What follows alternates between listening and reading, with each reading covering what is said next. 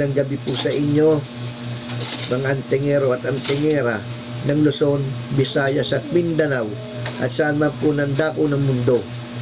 Ako po, si Cardo Agimat Banal, ay muli na naman pong magpapakita sa inyo ng kaalaman at karunungan.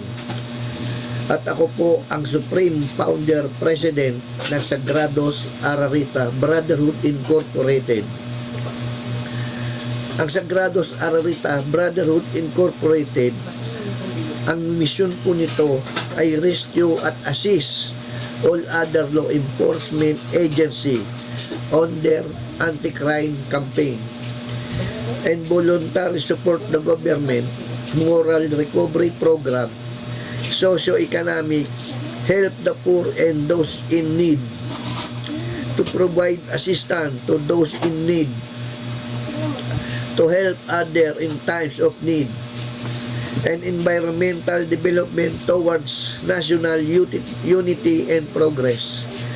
Furthermore, Sagrados Ararita Brotherhood Incorporated will be monitoring, rescuing, and assisting anyone in case of emergency during accident, calamity, and natural disaster.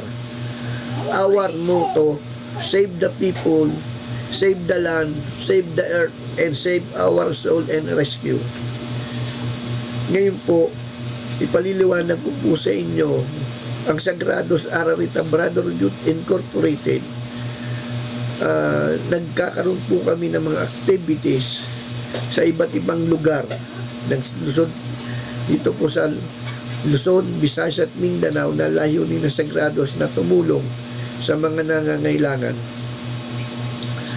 At ako po ay patuloy pa rin pong magbibigay ng kaalaman at karunungan tungkol sa espiritual.